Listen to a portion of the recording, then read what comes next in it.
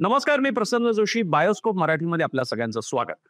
सध्या रणवीर अलाहाबादिया आणि तो ज्या प्लॅटफॉर्मवर गेला होता, म्हणजे इंडिया जगाव लेटन या प्लॅटफॉर्मवरती जे काही झालं प्रकरण, त्यामुळे देशभरात आणि काही प्रमाणात जगभरात सुद्धा याची चर्चा सुरू आहे. अतिशय आश्लाघ्य आणि घाणेरडी कमेंट त्यांनी केली, प्रश्न विचारला होता.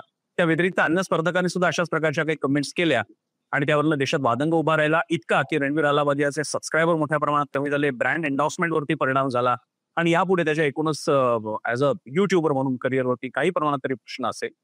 दुसरीकडे यामुळे देश जसं सुक्याबरोबर ओलं जळतं म्हणतात, तसं आता सगळ्यांचीच खाती चेक करायला सुरू झालेली आहेत. सगळेच रडारवर आलेले आहेत. मग ते मराठी असतील, हिंदी असतील, की हे सगळे कोण स्टँडअप वाले असतात, हे काहीतरी आपल्या घाणेरड्या भाषा करत असतात, जोक करत असतात वगैरे वगैरे. आणि त्यामुळे ज्याला पिंच ऑफ सॉल्ट म्हणतात, म्हणजे आपल्या जेवणामध्ये जेवढं चवीला मीठ असतं, ठेचा असतो, चटणी असते, लोणचं असतं, तेवढ्या प्रमाणात घेऊन त्या अश्लीलतेची सुद्धा किंवा त्या थोडंसं जरा कडेने जाऊन ज्याला नॉनव्हेज आपल्या साध्या भाषेत म्हणतात, या सगळ्यावरच आता गड्डांतर येते की काय, हे सगळं आता बोलणं म्हणजे सुद्धा आता वगैरे संस्कृतीच्या विरोधात चाललंय. हे काय चाललंय तुमच्या लोकांचं, असं होणार आहे का? असे सगळे विषय घेऊन आपल्यासोबत आज आहेत मंदार भिडे.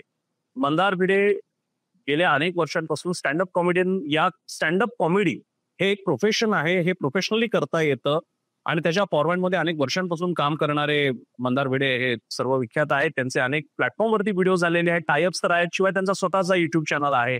आणि असे मंदार भिडे आज या विषयावर बोलणार आहेत आणि मला मंदारला एका खास कारणासाठी धन्यवाद द्यायचे, आभार मानायचे. ते म्हणजे आमच्या कालच्या व्हिडिओवरती त्यांनी स्वतःहून कमेंट केली आणि आम्ही जेव्हा त्यांना बायोस्कोपनं कॉन्टॅक्ट केला त्यावेळी त्यांनी आम्हाला बोलण्यासाठी सहमती दिली. मंदार, आमच्यासाठी खरंच ही मोठी गोष्ट आहे की तुमच्यासारख्या कॉमेडियन आज आमच्याकडे, स्टँडअप कॉमेडियन आमच्याकडे येतो आणि यावर बोलतोय. सो तुमचं स्वागत Mandar. Yes yes, thank you thank you. तुम्ही नाही विषय हा मांडताय, ही खूप महत्वाची गोष्ट आहे. आणि मी तुम्हाला मेसेज पण ह्याच्यासाठी केला कारण तुम्ही, मला वाटतं, एकच या सध्याच्या वादात चॅनल आहात जे दोन्ही बाजू ऐकण्यात इंटरेस्टेड दिसलात मला. अगदी हे तर केलंच पाहिजे, कारण मीडिया आपण कशासाठी आहोत आणि अशा प्रकारच्या कॉन्ट्रोवर्सी पत्रकार होऊन आमच्या वेगळ्या फील्डमध्ये मी पाहिलेल्या आहे. तर मी पहिला अगदी बेसिक प्रश्न सुरुवात करतो, अगदीच ऑब्व्हियस प्रश्न. तर म्हणजे मंदार, हे जे सगळं झालेलं आहे त्याच्याकडे तुम्ही कसं पाहता? मला वाटतं हा जो पर्टिक्युलर एक इन्सिडेंट आहे ज्याच्यामुळे ती ठिणगी आपण म्हणतो, ज्याच्यामुळे सगळा वणवा पेटलाय, ते अत्यंत खालच्या दर्जाचं होतं. त्याचं मी अजिबात समर्थन करत नाही. पण मला असं वाटतं की त्याचा जो विरोध आहे ना, हा निषेध करण्यापुरताच राहावा.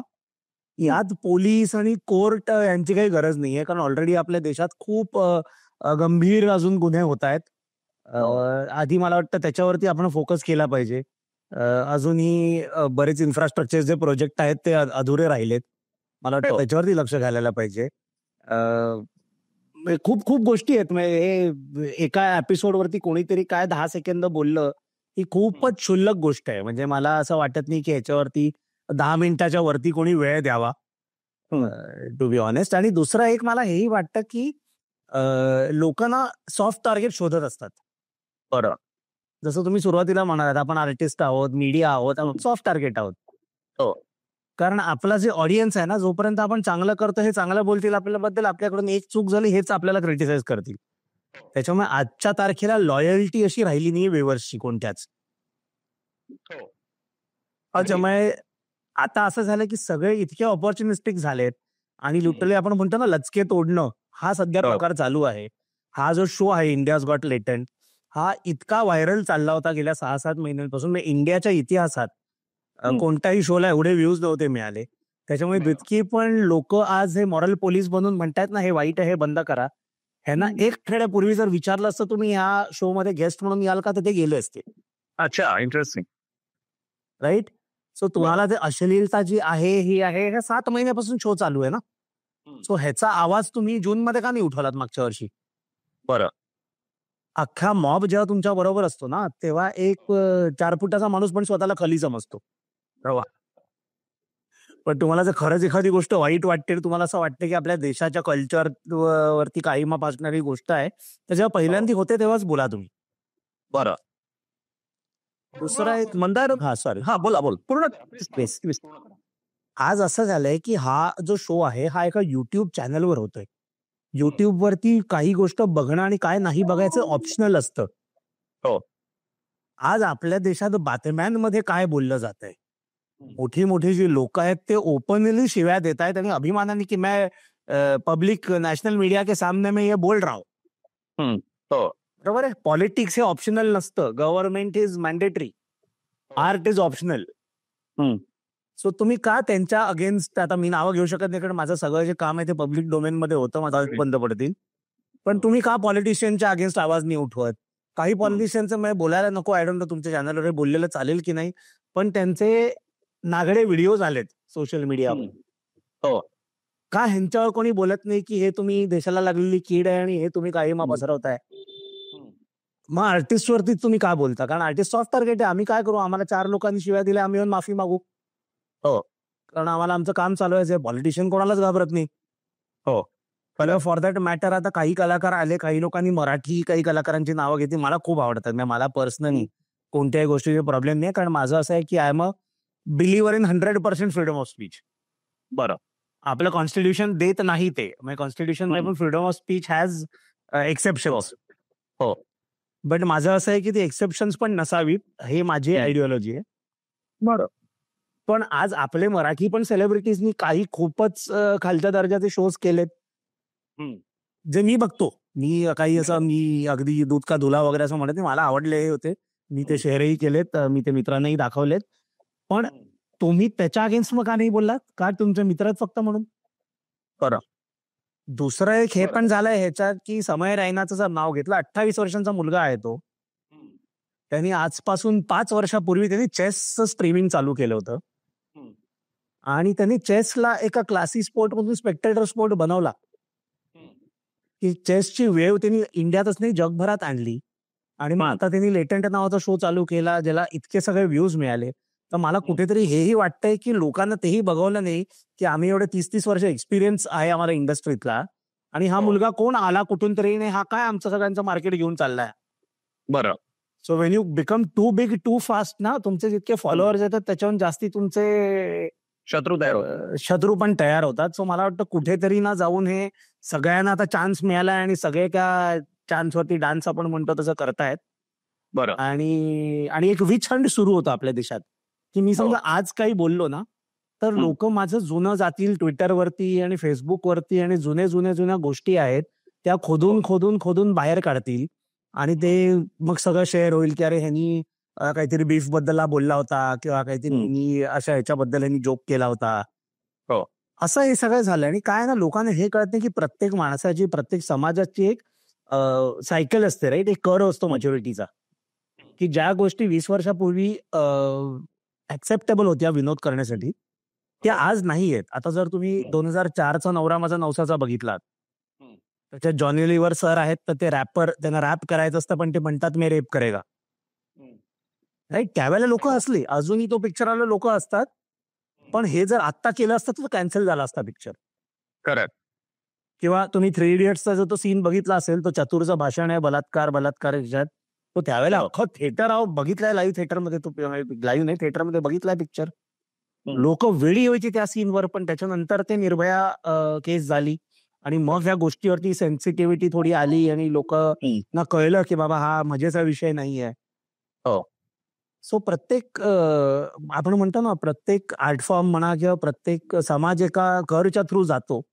हो. तर तेच आहे की एखादी गोष्ट नाही तुम्हाला आवडली ती बघू नका, ब्लॉक करा, निषेध करा. पण अटक आणि हे सगळं मला वाटतं ते खूप इट्स टेकिंग इट टू फार. पण मंदार, एक जेव्हा न्यूयॉर्कर मॅगझिन सुरू झालं होतं, एक रेफरन्स आला का न्यूयॉर्करला 100 वर्ष झाली, की न्यूयॉर्कर ज्याच्यामुळे खपू लागला आणि लोक ओळखू लागले, तो एक लेख होता. त्या लेखाचं नाव होतं की लोक कॅबरे किंवा पब वगैरेला का जातात, असा तो लेख होता. इंटरेस्टिंग होता. माझा तुम्हाला प्रश्न आहे मंदार, की लोक ज्याला वल्गर, अश्लील, उच्छृंखल असा कंटेंट, मग तो विनोद असेल किंवा कामुक कथा असतील, या का बघतात, वाचतात किंवा अशा कार्यक्रमांना जातात का? 2-3 कारण आहेत त्याला. पहिलं कारण असं आहे की बऱ्याचशा गोष्टी ना आपल्या समाजात टाबू आहेत, राईट? तुम्ही घरच्यांसमोर असं इतकं ओपनली एक्सप्रेस करू शकत नाही स्वतःला ना, तुमच्या घरचे एवढ्या ओपनली स्वतः तुमच्या समोर असं बोलतात काही शब्द किंवा अशा काही गोष्टी. सो ते तुम्हाला कुठेतरी एका शो मध्ये बघायला मिळतं म्हणून लोक त्याच्यासाठी जातात. हम्म. ते एक कारण असू शकतं. दुसरं हे असतं की इन जनरल आता किती आपण म्हटलं तरी आपला जेव्हा मित्रांचा ग्रुप जमतो, आता माझं वय 41 आहे, पण अजूनही जेव्हा शाळेतले किंवा कॉलेजचे मित्र एकत्र जमतात तेव्हा वाक्या वाक्याला शिवी असते. आपण कोणीही आपण म्हणतो ना ह्याच्यातनं नाही आपण आलेले आहोत दूध घेऊन. धुतल्या तांदळाचे नाही आहेत सगळे. धुतल्या तांदळाचा आहे. कोणी नाही. तुम्ही कोणत्याही रेस्टॉरंटमध्ये जा किंवा बारमध्ये जा, जिथे 4-5 पुरुषांचा ग्रुप बनलेला असेल, तुम्ही फक्त त्यांचं संभाषण ऐका. तर ॲज अ सोसायटी आपण तेच आहोत. त्यात काही म्हणजे हे नाही, एक एक्सेप्शन असतील, 10 लोक असतील जे सात्विक गप्पा मारतात. पण बाकी ॲटलीस्ट 70-80% लोक तरी तशीच आहेत. त्याच्यामुळे जसं मी नेहमी म्हणतो की art is always a reflection of society. हो. आणि आज एवढी लोक बघतायत म्हणजे लोकांना ते बघायचं होतं. आपण ठरवू नाही शकत की मी आता क्लीन कॉमेडी करतो म्हणून मी जर हे म्हणून धरून बसलो की लोकांनी क्लीन कॉमेडीज बघायला पाहिजे, हीच खरी कॉमेडी असते, तर हे चुकीचं आहे. बरं. हा माझा चॉईस आहे कॉन्शियस की मी क्लीन कॉमेडी करतो. कारण त्याला बरीच कारण आहेत की माझी मुलं लहान आहेत, तर मला असं काही करायचं नाही जे माझ्या मुलांना मी दाखवू शकत नाही. किंवा त्याला एक कमर्शियल रिझन पण आहे की जेव्हा तुम्ही क्लीन करता तेव्हा जास्ती लोक येतात तुमचा शो बघायला. की फक्त तरुण मुलं येत नाहीत तर वयस्कर लोक पण येतात. त्याला बरीच कारणं असतात काय. पण मी जर हे म्हटलं की बाबा XYZ व्यक्ती शिव्या देतो म्हणून ते वाईट आहे, तर ते चुकीचं आहे. दादा कोळके येस. पण मंदार, इंडिया गॉट लेटंट मध्ये जे झालं, जे वक्तव्य करण्यात आलं, ते ते एका त्या अश्लीलतेच्या पण एक मर्यादा असू शकते. अनेकांनी आपल्याकडे असे राजकारणी झालेले आहेत, आपल्याकडे असे थोर माणसं होऊन गेले आहेत की ज्यांनी जरा नॉनव्हेज कमेंट्स केलेले आहेत आणि अगदी सगळ्यांसमोर केलेले आहेत. पण हे going beyond the dotted line होतं का? फार जर अति झालं.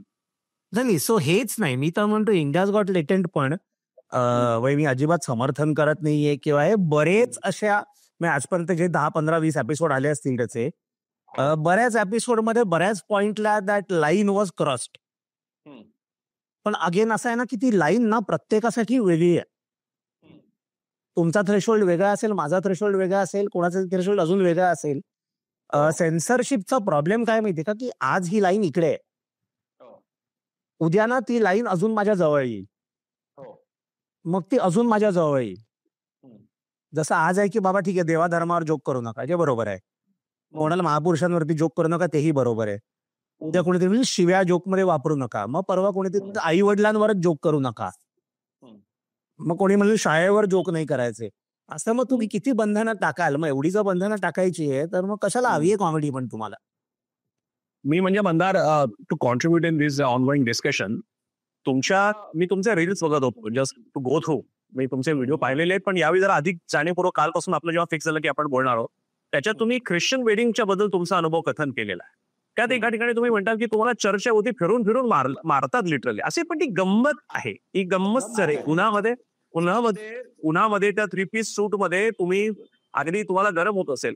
आज वाटतं तुम्हाला असं बघू शकाल किंवा सोबत माझा पुढे प्रश्न येणारच आहे की भाडीपाचा जे निर्लज्ज कांदेपोहे कार्यक्रम त्यांनी पोस्टपोन केलेला, कालच त्यांनी तसं निवेदन पोस्ट केलेलं आहे. त्याच्यावर काही कमेंट्स मी वाचवत होतो, त्याच्यात तर असं लिहिलं होतं की आमचे कांदेपोहे निर्लज्ज कसे असू शकतात. म्हणजे या लेवलला म्हणजे सुरू कुठून झाले त्या अलाहाबादियाच्या वक्तव्यावरनं, आणि आता सुक्या तुम्हाला धुपटता येते आणि कोपऱ्याने खणता येतं म्हणून तुम्ही कोणावरही जाताय आता. काय म्हणताय? हो, म्हणजे तेच होतं ना की एक लोक एकदा मागे लागले. मॉब असतो ना, मॉब जो इंटरनेटवरचा, हो, हे काही तुमच्यात इन्व्हेस्टेड नसतात किंवा ह्यांना काही अचीव पण नसतं करायचं.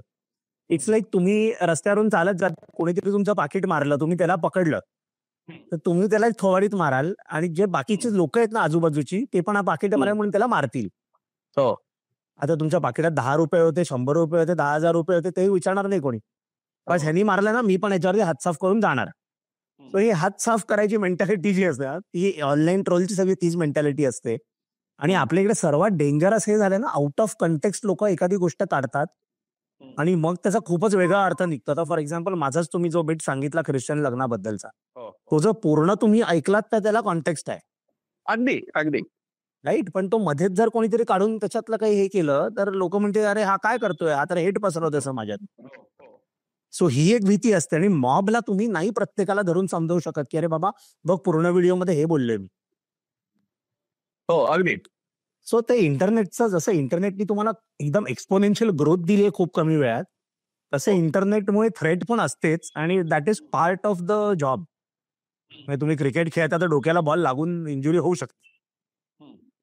सो पण आय थिंक मंदार, या अश्लीलतेचं काय करायचं? हे तर खरं आहे आणि मी तुमच्या मताशी सहमत आहे की असे व्हिडिओ होत होते, असे पेड बॉलच्या मागे कार्यक्रम होत होते. काही प्रमाणात तर काही स्टँडअप कॉमेडियनमध्ये तर खुल्याप्रमाणे ज्याला आपण नॉनव्हेज म्हणतो ना आपल्या भाषेमध्ये, नॉनव्हेज कंटेंट जरा स्पायसी बनवायचं त्याच्यामध्ये, शारीरिक गोष्टींवरती असेल, स्त्री पुरुष असेल असं करणं. आणि हे ज्याला म्हणतात ना just wink and pass it, just wink and pass it. तुम्ही ते ऐकायचा, मजा घ्यायचा आणि विसरून जायचा तो कार्यक्रम. नंतर काय पुढे तसं कर. पण माझा प्रश्न असा आहे तुम्हाला की आता काय होतंय, उदाहरणार्थ आता अलाहाबादीचं निघाल्यानंतर मराठीमध्ये पण असे कार्यक्रम, काही प्रस्थापित कलाकार जे असे कार्यक्रम करतात युट्यूबवरती, मी नावं घेणार नाही कदाचित, पण असे कार्यक्रम आहेत. अगदी रणवीर अलाहाबादीच्या लेवलचे नसेल पण अगदी मा भ आणि सगळी भकार आणि मकारवाले ज्या शिवाय त्या भरपूर पेरलेले असलेले व्हिडिओज आहेत आणि त्याला बघणारा एक मोठा प्रेक्षक आहे. आता त्याच्यावरती पण सुट येत आहे बालन, काय म्हणाल त्या? हो, म्हणजे तेच आहे ना, की एकदा कोणाच्या मागे लागले ना, की मग ते हात धुवून मागे लागतात. पण आपली पब्लिक मेमरी आहे ना, ही पण खूप शॉर्ट लिव्ड आहे. की जसं एक 5 वर्षापूर्वी त्या मुनावर फारुकीचा जो किस्सा झाला होता, त्याच्यानंतर सगळ्यांनी म्हणजे तो जेलमध्येही जाऊन आला 35 दिवस. पण एंड ऑफ द डे त्याला फायदाच झाला त्या गोष्टीचा. की आज तो जातोय जगभरात शोज करतोय, इकडे ऑडिटोरियममध्ये शो लावून 1000-1500 तिकीट तो विकतोय. जे म्हणजे मला असं वाटत नाही, पर्सनल माझं ओपिनियन आहे की Munawar Faruqui is the most talented comedian in the country. त्याच्याहून कितीतरी चांगली लोक आहेत, पण ते 300-400 तिकीटं विकतायत. खरं थोडा ना, काही लोकांचा हाही अप्रोच असतो की कंट्रोवर्सी ही करिअर बना सकती है. अच्छा. म्हणून काही लोक हे जाणून बुजून पण करतात. काही लोकांकडून ऍक्सिडेंटली ते होतं. बरं. सो त्याला दोन्ही अँगल आहेत की कोण मुद्दामून करतंय आणि कोणाचं चुकून होतंय. पण हे जे आहे ना, हे सप्रेस होणार नाही कधी. आज जसं फॉर एक्झाम्पल पॉर्न हे चालतंच ना, कोणी ओपनली दाखवत नाहीये. हो. बट लोक कन्झ्युम करतायत ते. जर हे बॅन झालं तर लोक अल्टरनेट काहीतरी टॉरेंट करून काढतील किंवा सिक्रेट काहीतरी शोज होतील, बट हे बंद नाही होणार कधी. आज आता तुम्ही हे बघितलं, महाराष्ट्रात गुटखा बँड आहे गेल्या 15 वर्षांपासून. हो, पण तो बनवता येतो. 2 पाकिटं घ्यावी लागतात. अभ्यास आहे आपला त्याबद्दल. पण ही ऑफिशियल मला माहिती आहे.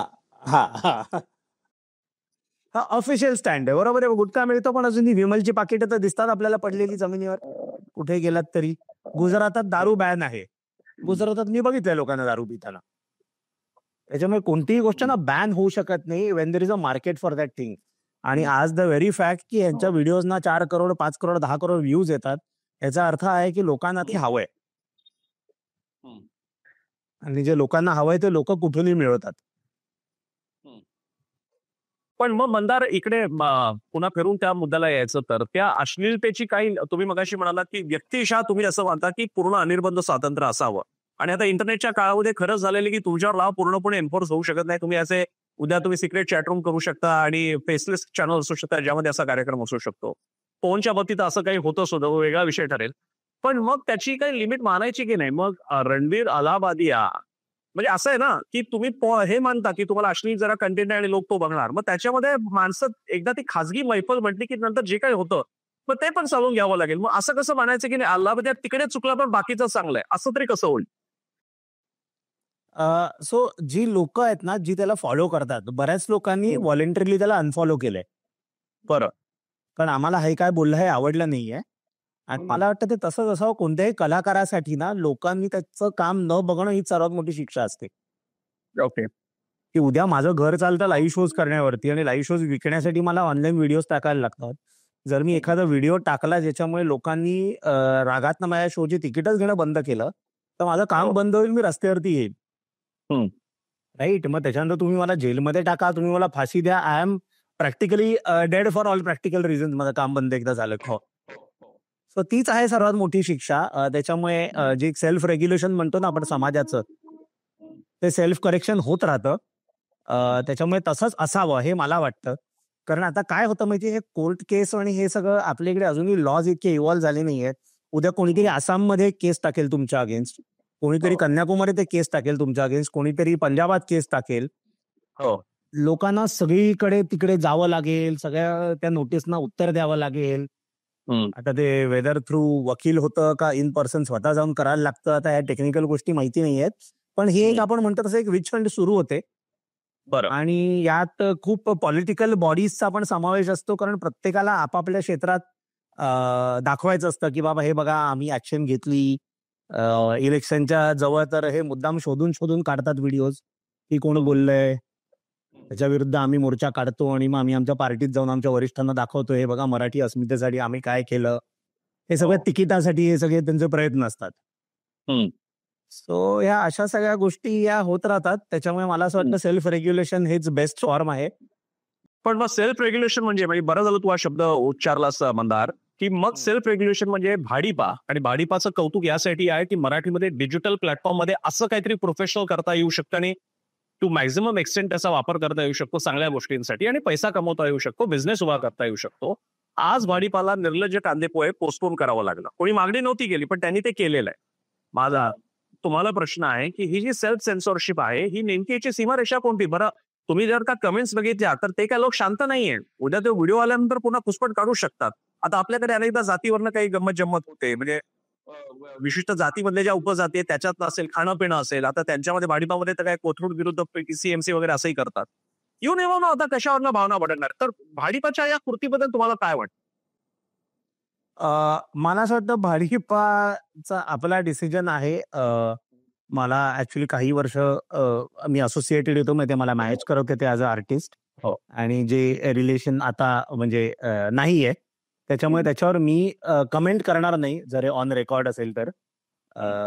जो प्रत्येकाचा आपापला माझं म्हणणं इथे भाडीपाचं नाव घेतलं कारण त्यांनी ते केलेलं आहे. माझ्या बोलण्याचा अर्थ असा की एखाद्या कंटेंट बॉडीने, आपण महाराष्ट्रापुरता बोलूया, आपण एखादा कार्यक्रम या घटनांमुळे पोस्टपोन करणं आणि त्या प्रकारे सेल्फ सेन्सॉरशिप करणं ही मग गोष्ट सगळ्या एमपी जाणार.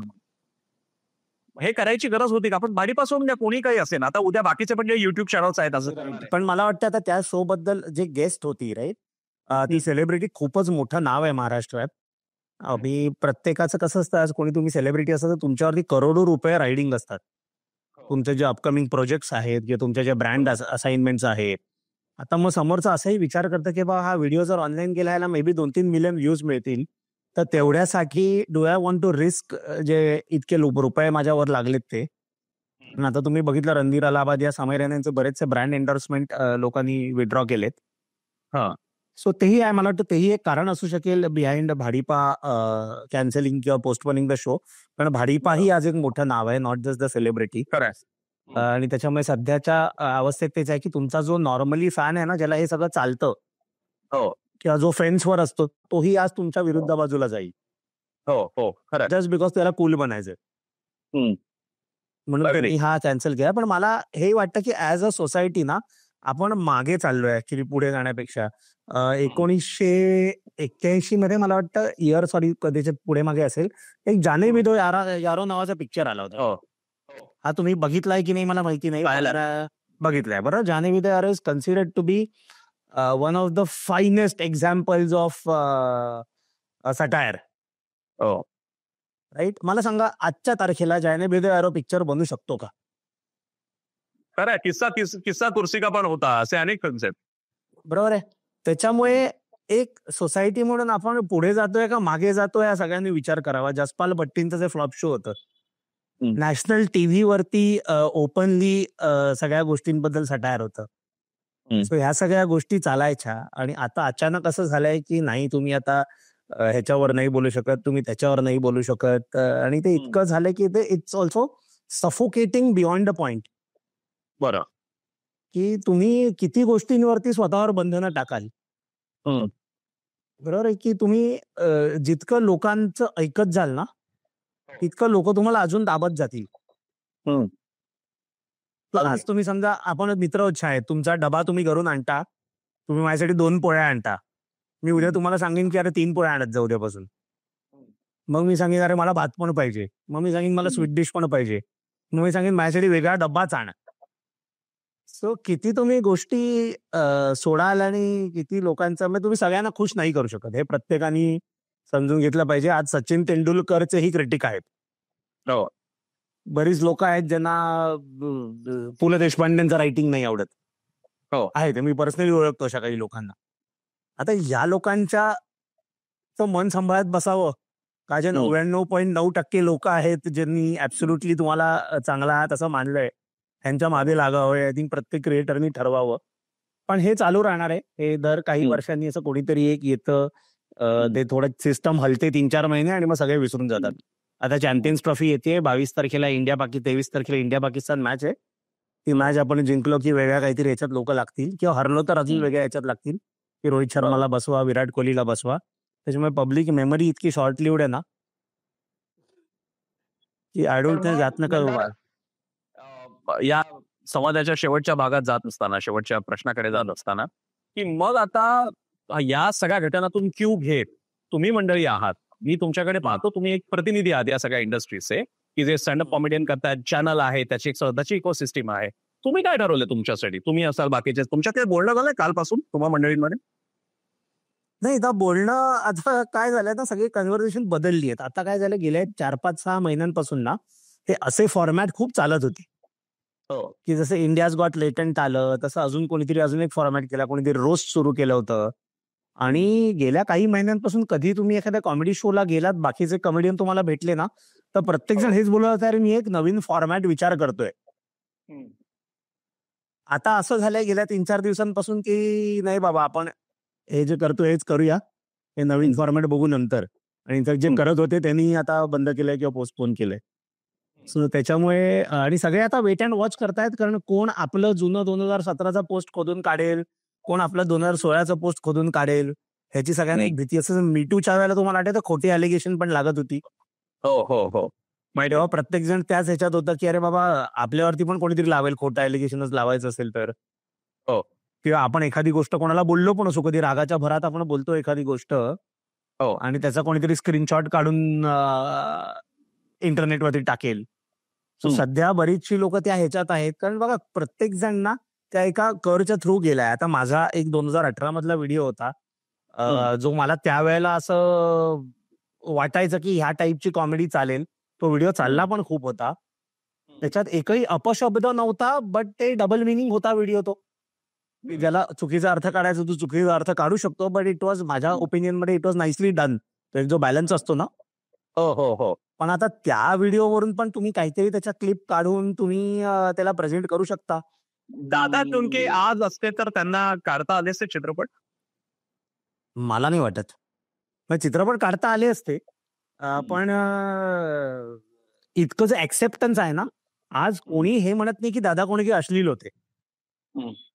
तर दुसरी हिपोक्रेसी ही पण आहे ना, की मग दादा कोंडकेंनी केलं तर ते आर्ट आहे, आणि हेच मग दुसरा जर कोणी करत असेल तर हे महाराष्ट्राचं नाव खराब करणं आहे, हे चुकीचं आहे.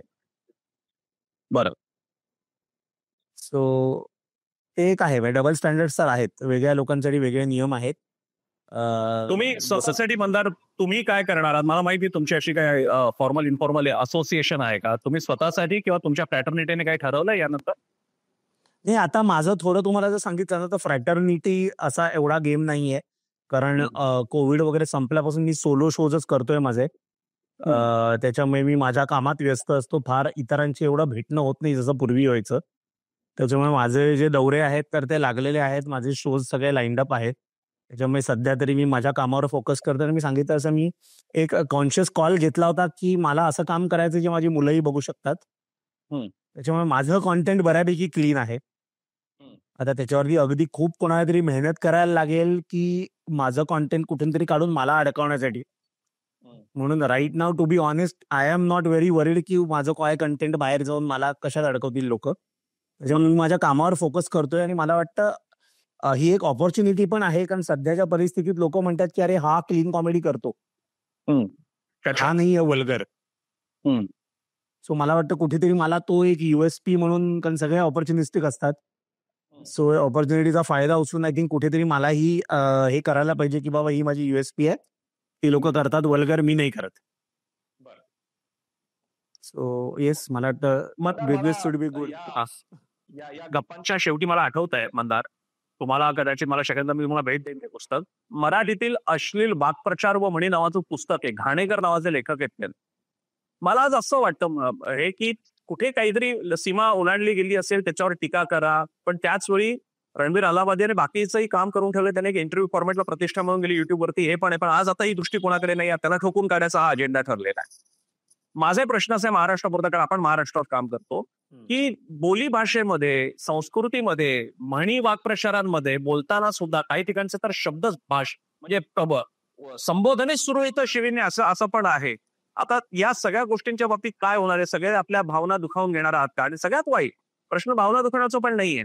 समोरचं काहीतरी बरं करतंय, त्याचं बरं चालतंय म्हणून समोरच्यांकडनं केवळ या माणसाला टार्गेट करायचं म्हणून काही गोष्टी होणार आहेत का? तर ते पात्र वाईट असेल. कारण अशानं महाराष्ट्र, की ज्यानं अनेक नॉर्म्स तोडले, महाराष्ट्र की ज्याने विजय तेंडुलकरांच्या नाटकामध्ये सेन्सॉरनं प्रतिबंध केला म्हणून लालच्या ऐवजी निळा डाग दाखवला एका महिलेच्या कपड्यावरती, आणि त्याच्यामुळे सुद्धा वाद झाला होता. पण ते स्वतःच्या भूमीवर ठाम राहिले.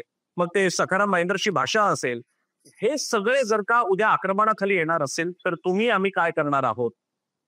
केवळ सुख जळतंय म्हणून ओलं जळू देणार आहोत का? हे आजच्या या मुलाखतीचं सार आहे. केवळ त्या अलाहाबादियाचं घर जळतंय म्हणून केवळ शेकोटीची धग ऊब म्हणून घ्यायची आणि महाराष्ट्रामध्ये जेव्हा हे येईल आणि उद्या पुन्हा आपण कोणावर काही बोलायचं नाही, कसली जोक नको, काही नको, तर काय होणार याचं उत्तर मात्र एकमेकांना द्यायचंय. काही शेवटची कमेंट मंदार संपवण्यापूर्वी? शेवटची अगेन सुरुवातीला म्हणून तीच आहे, तुम्हाला एखाद्याचं काम नाही आवडलं, एका कलाकाराचं ती कला आहे, कला ऑप्शनल असते, त्या कलाकाराला ब्लॉक करा, त्याला अनफॉलो करा, त्याच्या लाईव्ह शोजना जाऊ नका. तीच सर्वात मोठी शिक्षा असते एखाद्याचं काम बंद होणं ही. तुम्हाला जो राग येतो ना, तो राग चांगल्या जागी वापरा. तुमच्या बाहेरचा रस्ता आहे, त्याच्यावर खड्डे आहेत, तर तुम्ही लोकल तो जो राग आहे ना, तो तुमच्या नगरसेवकावरती काढा, तो तुमच्या MLA वर काढा, तो तुमच्या MP वर काढा. ते तुम्हाला जमणार नाही, कारण तुमचं घर तोडतील ते येऊन. पण त्यांच्यासमोर तुमचं चालत नाही म्हणून ती दादागिरी आमच्यावर दाखवू नका कलाकारांवरती. आम्ही जे एक कला, एस्पेशली कॉमेडी जे कलाकार असतात ना, आमचा उद्देश हाच असतो तुम्हाला हसवण्याचा. प्रत्येक कलाकाराला हवा असतं की आज जर मी 100 लोकांसाठी परफॉर्म करतो, उद्या मला 500 लोकांसाठी करायचंय, परवा मला 1000 लोकांसाठी करायचं. सो आमचा कॉन्स्टंट प्रयत्न हा असतो की आम्ही कसं तुमच्यातल्या जास्तीत जास्त लोकांना अपील करू शकू. आणि त्या ह्याच्यात काय होतं ना, आम्ही क्यूज आहेत ते समाजाकडनंच घेतो की बाबा आज शिवीगाळवाला कॉन्टेंट जास्ती चालतंय, तर मग आम्ही पण थोड्याशा शिव्या देऊन बघतो. किंवा उद्या असं झालं की क्लीन कॉन्टेंट चाललंय तर आम्ही क्लीन कॉन्टेंट करू. उद्या असं झालं पॉलिटिकल कॉन्टेंट चालतंय, आम्ही पॉलिटिकल कॉन्टेंट करू. सो आर्ट जे आहे ही नेहमी समाजाचाच आरसा असतो किंवा समाजाचं एक प्रतिबिंब असतं.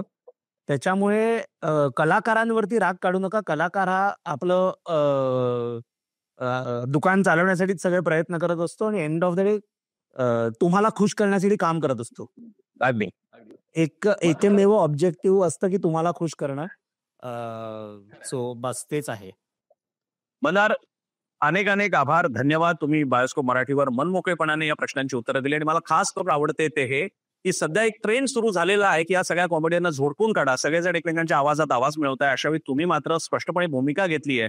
रणबीर अलाहाबादीचं एक विधान म्हणजे कॉमेडीच्या सगळे प्रकार नव्हेत, थोडंसं पिंच ऑफ सॉल्ट ज्याला म्हणतात, अशी अश्लीलता, आणि ती अश्लीलता आपल्या समाज संस्कृतीमध्ये अनेक ठिकाणी बघायला मिळते. तिला अगदीच नाकारून जणू काही असं काही घडत नाही, हे लबाडी ठरेल स्वतःशी केलेली, हे सांगण्याचा धाडसीपणा मात्र या मंदार भिडेंनी केलेलं आहे. जसं म्हणतात की विदूषक राजाला चॅलेंज करतो, विदूषक राजाला सांगतो तू नागडा आहेस, ते मंदार भिडे तुम्ही करताय. त्यासाठी तुमचे आभार आणि तुमची भावना माझी अपेक्षा आहे की या व्हिडिओच्या द्वारे लोकांपर्यंत पोहोचेल. धन्यवाद. बायोस्कोप मराठीशी बोलल्या. थँक्यू. बायोस्कोप मराठीमध्ये आपण इथेच थांबतो. जाण्यापूर्वी एक आठवण टीव्ही बायोस्कोप मराठीला सबस्क्राईब करा, लाईक करा, शेअर करा आणि व्हिडिओवर कमेंट करा. तुमच्या कमेंट्सही वाचायच्या. पाहत राहा बायोस्कोप मराठी.